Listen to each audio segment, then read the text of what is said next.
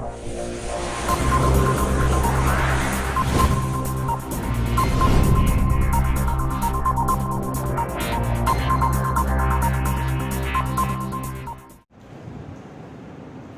વિદ્યાર્થી મિત્રો, છેલ્લે આપણે ક્વેશ્ચન નંબર 29 સુધી ભણ્યા હતા. ક્વેશ્ચન નંબર 27 સુધી ભણ્યા હતા. હવે આવ્યા આપણે 28 નંબરનો પ્રશ્ન. જો 28મો પ્રશ્ન કંઈક આવો છે કે સાર્વત્રિક સૂચક એટલે શું અને એનો ઉપયોગ જણાવો. સાર્વત્રિક સૂચક એટલે શું અને તેનો ઉપયોગ જણાવો. તો પહેલા તો સૂચક વિશે આપણે આ પાઠની શરૂઆતમાં ભણ્યા હતા. બે ત્રણ નામ મેં તમને કીધા હતા. મિથાઇલોરેન, ફિનોલ્ફથેલિન, આ બધા શું હતા? સૂચક. હવે સાર્વત્રિક સૂચક એટલો મતલબ શું થાય કે ઘણા બધા સૂચકોનું મિશ્રણ. સાર્વત્રિક સૂચક એટલે ઘણા બધા સૂચકોનું મિશ્રણ. સૂચકો ભેગા કરીને જે સૂચક બનાવવામાં આવે એને સાર્વત્રિક સૂચક કહેવાય. અને એનો ઉપયોગ થાય દ્રાવણમાં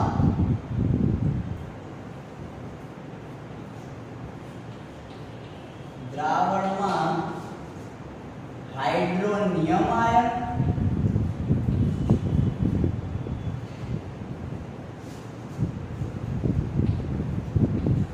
કે હાઇડ્રોક્સાઇડ આયન.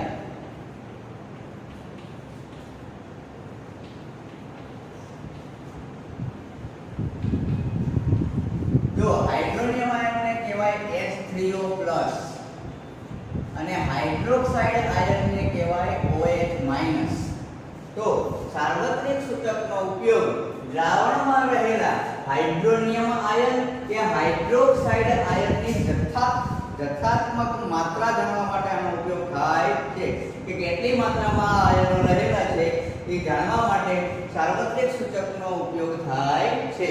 સાર્વત્રિક સૂચક એટલે કેટલાક સૂચકોનું મિશ્રણ, એક કરતાં વધારે સૂચકોનું મિશ્રણ, એને કહેવાય સાર્વત્રિક સૂચક. અને સાર્વત્રિક સૂચકનો ઉપયોગ દ્રાવણમાં હાઇડ્રોનિયમ આયન એટલે કે H3O+ અને હાઇડ્રોક્સાઇડ આયન એટલે OH- ની માત્રા જાણવા માટે થાય છે. કઈ રીતે માત્રા જાણી શકાય? તો તમે દ્રાવણમાં સાર્વત્રિક સૂચક નાખો એટલે આની H3O+ અથવા તો OH- ની સાંદ્રતા પ્રમાણે એના રંગમાં ફેરફાર થાય. કે આ રંગ આવે તો આટલી માત્રામાં હાઇડ્રોનિયમ આયન હોય, આ રંગ આવે તો આટલી માત્રામાં હાઇડ્રોનિયમ આયન હોય. તો આ રીતે માત્રા નક્કી કરવા માટે સાર્વત્રિક સૂચકનો ઉપયોગ થાય છે. ફરી એક વખત કહું છું, સાર્વત્રિક સૂચક એટલે શું? તો ઘણા બધા સૂચકોનું મિશ્રણ એટલે સાર્વત્રિક સૂચક. અને એનો ઉપયોગ દ્રાવણમાં હાઇડ્રોનિયમ આયન અથવા હાઇડ્રોક્સાઇડ આયનની માત્રા જાણવા માટે થાય છે. માત્રા કઈ રીતે જાણી શકાય? તો તમે જ્યારે સાર્વત્રિક સૂચકને દ્રાવણમાં રાખો તો આની માત્રા પ્રમાણે, આ આયનોની માત્રા પ્રમાણે એનો દ્રાવણનો રંગ બદલાય છે. અને આ રંગના આધારે નક્કી કરી શકાય કે કયો આયન કેટલી માત્રામાં દ્રાવણમાં રહેલો છે. ઓકે, એના પછીનો ક્વેશ્ચન જોઈએ. Question number 29. આ પ્રશ્નમાં એવું છે, પ્રબળ એસિડ, નિર્બળ એસિડ,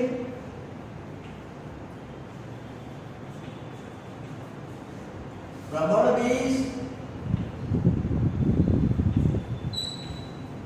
અને નિર્બળ બેઝ સમજાવવાના છે.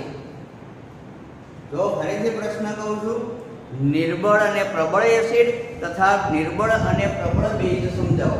પહેલા તો એક વસ્તુ હું તમને કહી દઉં. જો આ બેમાં ફેર છે,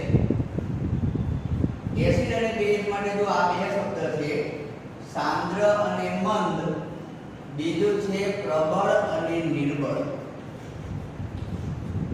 સાંદ્ર અને પ્રબળ આ બંને વસ્તુમાં ફેર છે. ધ્યાનથી સમજજો. સાંદ્ર એટલે શું? એવું મેં તમને ગઈ વખતે કીધું કે દાખલા તરીકે H2SO4 એટલે સલ્ફ્યુરિક એસિડ. H2SO4 નું જલીય દ્રાવણ છે. કોનું જલીય દ્રાવણ છે? H2SO4. તો આ જલીય દ્રાવણમાં 90% H2SO4 હોય 90% H2SO4 હોય અને 10% પાણી હોય, એટલે કે H2SO4 નું પ્રમાણ કેવું છે? વધારે છે, તો આ એસિડને સાંદ્ર એસિડ કહેવાય. કેવો કહેવાય? સાંદ્ર એસિડ. પણ એનાથી ઊંધું વિચારો કે પાણીનું પ્રમાણ વધુ હોય અને એસિડનું પ્રમાણ ઓછું હોય તો એને મંદ એસિડ કહેવાય. કેવો કહેવાય? મંદ એસિડ. એનો મતલબ એવો થાય કે સાંદ્ર અને મંદ છે એ માત્રા ઉપર આધાર રાખે. કેટલી માત્રામાં H2SO4 છે? જો વધારે માત્રામાં H2SO4 હોય તો એને સાંદ્ર દ્રાવણ કહેવાય. ઓછી માત્રામાં H2SO4 હોય તો એને મંદ દ્રાવણ કહેવાય. આ થઈ ગયું સાંદ્ર અને મંદ. હવે આપણે વાત કરીશું પ્રબળ અને નિર્બળ. હવે પ્રબળ એસિડ કોને કહેવાય? તો આ પ્રબળ અને નિર્બળ છે ને એ આયનીકરણ ઉપર આધાર રાખે. શેના ઉપર આધાર રાખે? આયનીકરણ. હવે યાદ હોય તો મેં તમને કીધું હતું કે આપણે એસિડનું જ્યારે આયનીકરણ કરીએ ત્યારે H+ આયન અથવા H3O+ આયન ઉત્પન્ન થાય. એસિડનું આયનીકરણ કરો ત્યારે કાં તો H+ આયન ઉત્પન્ન થાય કાં તો H3O+ આયન ઉત્પન્ન થાય. અને બેઝનું આયનીકરણ કરો ત્યારે કયો આયન ઉત્પન્ન થાય? OH- આયન ઉત્પન્ન થાય. બરાબર છે? તો આ આયનીકરણ કર્યું કહેવાય. તો પ્રબળ અને નિર્બળ છે એ આયનીકરણ ઉપર આધાર રાખે. હવે કઈ રીતે આયનીકરણ ઉપર આધાર રાખે એ હું તમને કહું. આપણે બે વસ્તુ લઈએ.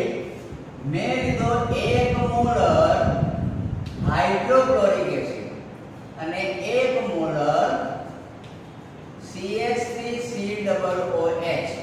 આને કહેવાય ઇથેનોઇક એસિડ અથવા તો એસિડિક એસિડ. આ હાઇડ્રોક્લોરિક એસિડ, આ એસિડિક એસિડ. હવે જો આનું આયનીકરણ કરવામાં આવે એટલે કે પાણીમાં જલીય દ્રાવણ બનાવવામાં આવે, 1 મોલર HCl છે. આ 1 મોલર HCl માં જે H+ આયન ઉત્પન્ન થાય એની માત્રા વધુ હોય. જ્યારે આ એસિડ છે એસિડિક એસિડ, એનો 1 મોલર એસિડનું જો આયનીકરણ કરવામાં આવે તો H+ આયનની માત્રા કેવી હોય? ઓછી હોય. એટલે જે એસિડનું આયનીકરણ કરવાથી H+ વધુ માત્રામાં ઉત્પન્ન થાય તો એને પ્રબળ એસિડ કહેવાય. એવી જ રીતે જે એસિડનું આયનીકરણ કરવાથી H+ ઓછી માત્રામાં ઉત્પન્ન થાય તો એને નિર્બળ એસિડ કહેવાય. કેવો એસિડ કહેવાય? નિર્બળ. ખ્યાલ આવી ગયો? જો ફરીથી કહું છું, પ્રબળ અને નિર્બળ શેના ઉપર આધાર રાખે? આયનીકરણ ઉપર. હવે મેં તમને પહેલા આ યાદ કરાવેલું છે કે એસિડિકતા માટે કયા આયન જવાબદાર છે? H+ અને H3O+. અને બેઝિકતા માટે કયા આયન જવાબદાર છે? OH-. તો એસિડનું આયનીકરણ કરીએ અને આ આયનો જે છે H+ અને H3O+, એની માત્રા જો વધુ હોય એટલે કે વધુ પ્રમાણમાં ઉત્પન્ન થાય, આનું જે એસિડનું આયનીકરણ કરવાથી H+ કે H3O+ વધુ માત્રામાં ઉત્પન્ન થાય તો એને પ્રબળ એસિડ કહેવાય. અને જો આ આયનો ઓછી માત્રામાં ઉત્પન્ન થાય તો એને નિર્બળ એસિડ કહેવાય.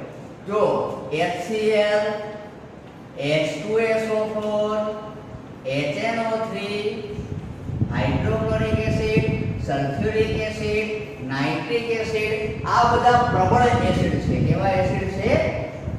પ્રબળ એસિડ. બરાબર? એ જ રીતે CH3COOH આને કહેવાય ઇથેનોઇક એસિડ અથવા એસિડિક એસિડ. HCOOH આને કહેવાય મિથેનોઇક એસિડ. તો ઇથેનોઇક એસિડ, મિથેનોઇક એસિડ, આ બધા એસિડ છે એ કેવા એસિડ છે? બોલો તો નિર્બળ. તો આપણે એસિડની વાત અહીંયા પૂરી થઈ ગઈ કે પ્રબળ એસિડ કોને કહેવાય, નિર્બળ એસિડ કોને કહેવાય. એના 2-3 નામ યાદ રાખ્યા. ફરી એક વખત કહું છું, પ્રબળ એસિડ કોને કહેવાય? તો જે એસિડના આયનીકરણથી વધુ માત્રામાં H+ કે H3O+ આયન ઉત્પન્ન થાય તેને પ્રબળ એસિડ કહેવાય. અને જે એસિડના આયનીકરણથી ઓછી માત્રામાં H+ કે H3O+ આયન ઉત્પન્ન થાય તેને નિર્બળ એસિડ કહેવાય. પ્રબળ એસિડમાં મેં તમને 2-3 નામ યાદ રાખવાના કીધા. HCl એટલે હાઇડ્રોક્લોરિક એસિડ, H2SO4 એટલે સલ્ફ્યુરિક એસિડ અને HNO3 એટલે નાઇટ્રિક એસિડ. એવી જ રીતે નિર્બળ એસિડના નામ કીધા. CH3COOH એટલે ઇથેનોઇક એસિડ, HCOOH એટલે મિથેનોઇક એસિડ. તો આ જે એસિડ છે એ નિર્બળ એસિડ છે. હવે આપણે વાત કરીશું બેઝની. શેની વાત કરીશું? બેઝની. સેમ ટુ સેમ નિયમ લાગુ પડશે, પણ હવે આયન બદલાઈ જશે. આયન કયો આવશે બોલો તો? OH minus. કયો આવશે? OH minus. તો સેમ ટુ સેમ કે જે બેઝનું આપણે આયનીકરણ કરીએ તો OH માઈનસ આયન વધુ માત્રામાં ઉત્પન્ન થાય. બેઝનું આયનીકરણ કરવાથી OH માઈનસ આયન વધુ માત્રામાં ઉત્પન્ન થાય તો એને પ્રબળ બેઝ કહેવાય. કેવો બેઝ કહેવાય? પ્રબળ બેઝ.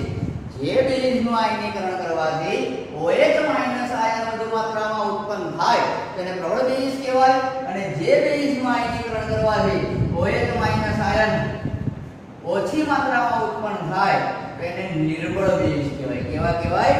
નિર્બળ બેઝ. ઓકે, જો બેઝના બે ત્રણ નામ કહી દઉં તમને. NaOH એટલે કે સોડિયમ હાઇડ્રોક્સાઇડ, KOH એટલે પોટેશિયમ હાઇડ્રોક્સાઇડ, CaOH ટ્વાઇસ એટલે કે કેલ્શિયમ હાઇડ્રોક્સાઇડ. તો આ જે બેઝ છે એ બધા પ્રબળ બેઝ છે. કેવા છે? પ્રબળ બેઝ.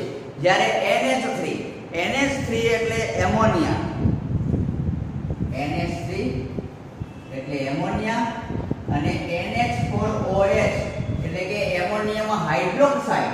NH3 એટલે એમોનિયા, NH4OH એટલે એમોનિયમ હાઇડ્રોક્સાઇડ. આ છે નિર્બળ બેઝ. કેવા છે? નિર્બળ બેઝ. તો આ ક્વેશ્ચન આ પૂરો થઈ ગયો. ફરીથી કહું છું, ક્વેશ્ચન શું હતો કે પ્રબળ અને નિર્બળ એસિડ તથા પ્રબળ અને નિર્બળ બેઝ વિશે માહિતી આપો. ખ્યાલ આવી ગયો. હવે આપણે જઈશું નેક્સ્ટ ક્વેશ્ચન ઉપર. તો એના પછીનો ક્વેશ્ચન છે રોજિંદા જીવનમાં pH નું મહત્વ. Question number 30.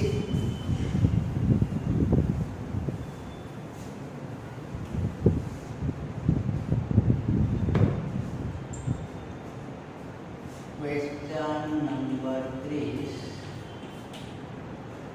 દૈનિક જીવનમાં pH નું મહત્વ.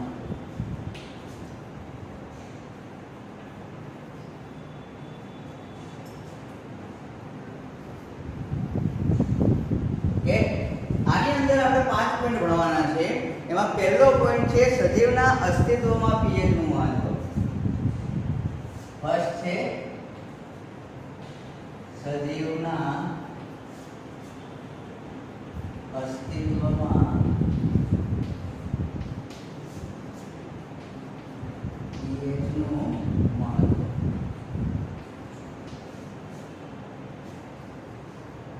હવે સજીવના અસ્તિત્વમાં pH નું મહત્વ આપણે જોઈએ. પહેલા એ કહી દઉં કે દૈનિક જીવનમાં pH નું મહત્વથી આખો પ્રશ્ન મુદ્દાસર પ્રશ્નોમાં પૂછાય. બીજું, આની અંદર જે 5 ભાગ છે એ દરેક ભાગ 2-2 માર્કમાં પણ પૂછાઈ શકે. અને ત્રીજી વાત કે આ પ્રશ્નમાંથી ઘણા બધા નાના પ્રશ્નો નીકળશે. pH ના ગાળા છે, pH મૂલ્યથી તમારે યાદ રાખવાના છે. હેતુલક્ષીમાં ઘણું કામમાં આવશે. બરાબર? તો ચાલુ કરીએ. સજીવના અસ્તિત્વમાં pH નું મહત્વ. તો સજીવ શરીરમાં જે કાંઈ ક્રિયાઓ થાય, જે કાંઈ દેહધાર્મિક ક્રિયાઓ થાય, આપણા શરીરમાં સતત પાચન ક્રિયા, શ્વસન ક્રિયા, ઉત્સર્જન ક્રિયા, આવી ઘણી બધી ક્રિયાઓ ચાલતી હોય રોજબરોજ ડેઈલી. બરાબર? તો આવે આપણા શરીરમાં જે દેહધાર્મિક ક્રિયાઓ થાય એ આ pH ગાળામાં થાય 7 થી 7.8. આપણા શરીરમાં થતી બધી જ દેહધાર્મિક ક્રિયાઓ કયા pH ના ગાળામાં થાય? 7 થી 7.8 ના pH ગાળામાં આ બધી દેહધાર્મિક ક્રિયાઓ થાય. જો આ pH માં ફેરફાર થાય, થાય તો આપણા શરીરની જે જૈવિક ક્રિયાઓ છે એમાં રૂકાવટ ઊભી થાય, ખલેલ પહોંચે. શું થાય? ખલેલ પહોંચે. ખ્યાલ આવે છે? ફરીથી કહું છું કે આપણા શરીરમાં જે કાંઈ દેહધાર્મિક ક્રિયાઓ થાય એ 7 થી 7.8 pH ના ગાળાની વચ્ચે થાય. અને જો આ pH ગાળામાં ફેરફાર થાય તો આપણી જે જૈવિક ક્રિયાઓ છે, દેહધાર્મિક ક્રિયાઓ છે એમાં ખલેલ પહોંચે. હવે બીજી વાત કરીએ કે આપણું જે નોર્મલ પાણી હોય, સામાન્ય પાણી, એ સામાન્ય પાણીની pH છે 7.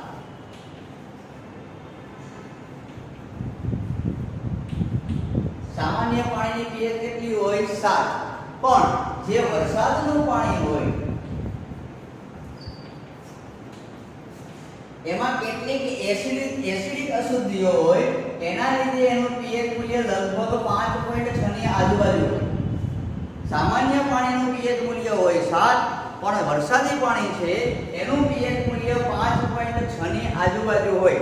હવે જો આ pH મૂલ્ય 5.6 કરતા ઓછું હોય, જો આ pH મૂલ્ય 5.6 કરતા ઓછું હોય તો એવા વરસાદને એસિડ વરસાદ કહેવાય. જો pH મૂલ્ય 5.6 કરતા ઓછું હોય તો એવા વરસાદને એસિડિક વરસાદ કહેવાય.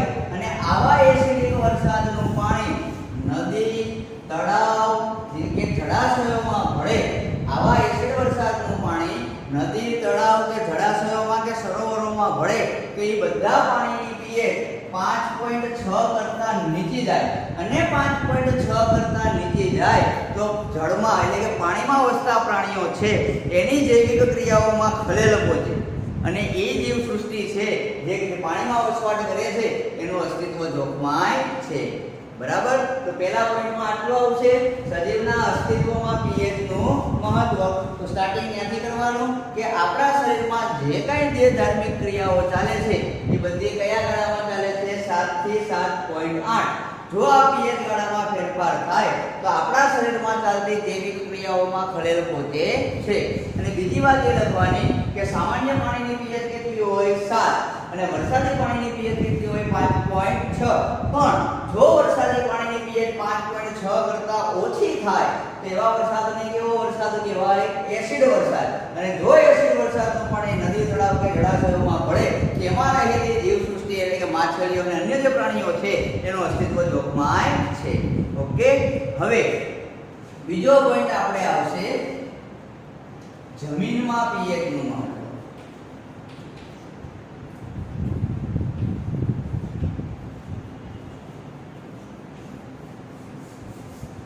ત્યાં જમીનની અંદર pH નું મહત્વ જોઈશું આપણે.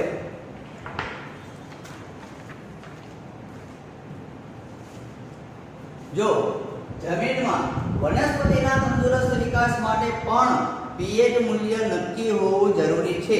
અમુક pH મર્યાદા હોય તો જ વનસ્પતિનો વિકાસ સારો થાય, નકર ના થાય. તો આ pH ગાળો છે 6.5 થી 7.3. જો જમીનનું pH મૂલ્ય 6.5 થી 7.3 હોય, ફરીથી કહું છું સાંભળજો, જો જમીનનું pH મૂલ્ય 6.5 થી 7.3 ની વચ્ચે હોય તો ઈ જમીનમાં વનસ્પતિનો વૃદ્ધિ અને વિકાસ ખૂબ જ સારો થાય. પણ જો જમીનની pH મૂલ્ય 6.5 કરતા ઓછું હોય તે એવી જમીનને એસિડિક જમીન કહેવાય. કેવી જમીન કહેવાય? એસિડિક જમીન.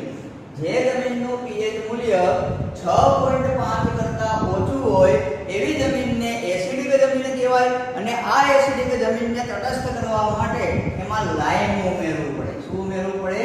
લાઇમ, જેનું અણુ સૂત્ર છે CaO, કેલ્શિયમ ઓક્સાઇડ, CaO. ફરીથી કહું છું, ખાસ યાદ રાખજો એપ્રોક્સી માટે IMP કે જે જમીનનું pH મૂલ્ય 6.5 કરતા ઓછું હોય એવી જમીનને એસિડિક જમીન કહેવાય. પહેલી વસ્તુ તો આ યાદ રાખવાની કે વનસ્પતિના વૃદ્ધિ અને વિકાસ માટે જમીનનું pH મૂલ્ય કેટલું હોવું જોઈએ? તો 6.5 થી 7.3 ની વચ્ચે. વનસ્પતિના સારા વૃદ્ધિ અને વિકાસ માટે pH મૂલ્ય કેટલું હોવું જોઈએ? 6.5 થી 7.3 ની વચ્ચે. પણ જો જમીનનું pH મૂલ્ય 6.5 કરતા ઓછું હોય તેવી જમીનને એસિડિક જમીન કહેવાય. અને એને તટસ્થ બનાવવા માટે એમાં લાઇમ એટલે કે CaO, કેલ્શિયમ ઓક્સાઇડ ઉમેરવો પડે છે. અને જો જમીનનું pH મૂલ્ય 7.3 કરતા વધારે હોય, જમીનનું pH મૂલ્ય 7.3 કરતા વધારે હોય તો એવી જમીનને કહેવાય બેઝિક જમીન. અને એ જમીનને તટસ્થ કરવા માટે એમાં જીપ્સમ ઉમેરવું પડે, જેને આપણે સાદી ભાષામાં ચીરોળી કહેવાય. શું ઉમેરવું પડે? જીપ્સમ. જો જમીનનું pH મૂલ્ય 7.3 કરતા વધારે હોય તેવી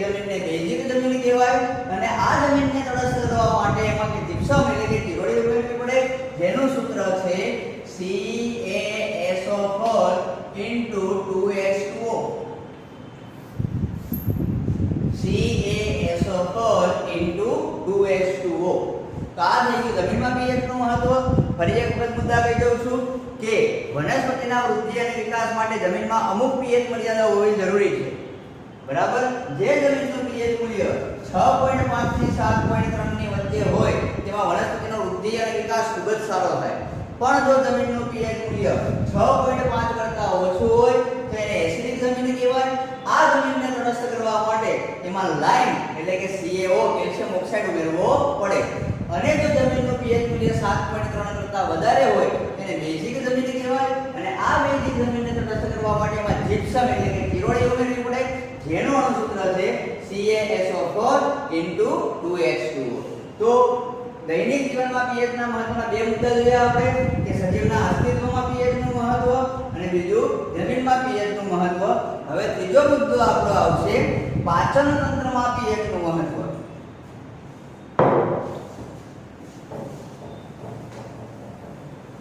ઓકે, હવે આજનો ટાઈમ આપણો ત્રીજો મુદ્દો પૂરો થાય એટલો બધો ટાઈમ છે નહીં આપણી પાસે. અને બીજી એક વાત તમને કહી દઉં કે વિજ્ઞાનની અને એસએસની ટેમ્પલેટની પીડીએફ મેં તમને મોકલેલી છે. એટલે ઘણા વિદ્યાર્થીઓ કેવું કરે છે કે આજે મેં બોર્ડ ઉપર તમને સમજાવ્યું છે કે બોર્ડ ઉપર જે લખેલું છે એ બેઠે બેઠું લખીને મને મોકલી દે. એવું નથી કરવાનું. આપણે મેં તમને જે ટેમ્પલેટ આ મેં બધું સમજાવવા માટે લખ્યું હોય ટૂંકમાં લખ્યું હોય. તમારે શું કરવાનું છે કે વિજ્ઞાનની અને એસએસના ટેમ્પલેટની મેં જે પીડીએફ મોકલી છે એ ટેમ્પલેટમાંથી જો ક્વેશ્ચન નંબર એ બધામાં લખું જ છું. તો જેટલા ક્વેશ્ચન ચાલે એ ક્વેશ્ચન તમારે ટેમ્પલેટમાંથી મોઢે કરી અને પછી મોઢે લખવાના છે. જે બોર્ડ ઉપર લખી બેઠે બેઠું છાપીને મને મોકલી દેવાનું નથી, એનો કઈ મતલબ નથી. સેમ ટુ સેમ એસએસમાં એવું કરવાનું છે કે જે ટેમ્પલેટ આપેલું છે એ ટેમ્પલેટમાંથી મોઢે કરો અને મોઢે કરીને પછી મને હોમવર્ક મોકલવાનું છે. બીજું કે હું બધાના ઘરે ફોન કરીને પૂછીશ. જો મેં અમુક છોકરાઓના ઘરે વિદ્યાર્થીઓના ઘરે ફોન કરીને વાત કરી કેટલી મહેનત કરે છે, શું કરે છે, એમાંથી 2-3 એવા નીકળ્યા જે ખરેખર મહેનત કરે છે. 3-4 એવા હતા જેને મારે થોડુંક ખીજાવવું પડ્યું કે ભાઈ અત્યારે આપણે બોર્ડની પરીક્ષા હમણાં આવશે, 10મું છે, તો મહેનત વધારે કરવાની જરૂર છે. એટલે હું ગમે એના ઘરે ફોન કરીને ગમે ત્યારે પૂછીશ કે કેવી તૈયારી ચાલુ છે, તો મને એવો જવાબ મળવો જોઈએ કે ના બધું રેડી કમ્પ્લીટ તૈયાર કરે છે. અને આ તમારી જિંદગીનું કેરિયરનું વર્ષ છે, એટલે આળસ એક બાજુ મૂકી દો અને વ્યવસ્થિત મહેનત કરવાનું ચાલુ કરી દો. ઓકે, તો આજે આટલું રાખીએ. બાય.